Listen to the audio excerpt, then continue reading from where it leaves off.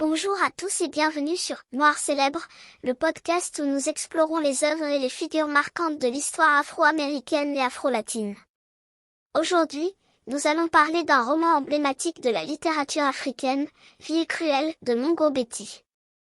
Vie cruelle est le premier roman publié par Mongo Betty en 1954, sous le pseudonyme d'Esaboto.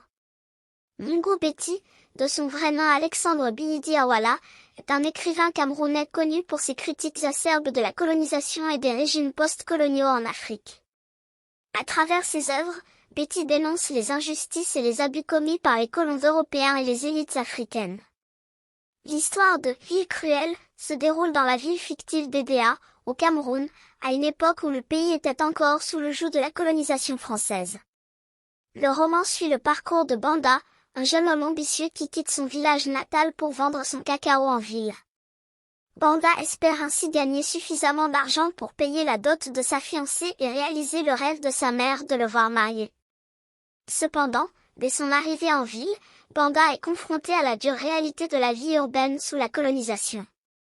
Son cacao est confisqué et brûlé par les autorités coloniales, car seuls les colons blancs ont le droit de commercer librement.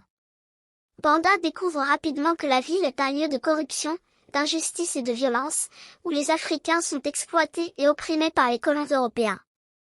Vie cruelle aborde plusieurs thèmes importants, notamment la cruauté de la colonisation, l'exploitation économique, et la lutte pour la dignité et la liberté. Mongo Betty utilise son roman pour critiquer le système colonial et dénoncer les stéréotypes et les préjugés raciaux de l'époque. À travers le personnage de Banda, Betty met en lumière les souffrances et les luttes des populations africaines sous la domination coloniale. Le roman de Mongo Betty est une œuvre puissante et émouvante qui continue de marquer les esprits par sa lucidité et sa critique sociale et politique. Vie cruelle est bien plus qu'un simple récit de fiction, c'est une véritable dénonciation des injustices de l'époque coloniale et un appel à la résistance et à la lutte pour la liberté. Merci d'avoir écouté cet épisode de Noir Célèbre.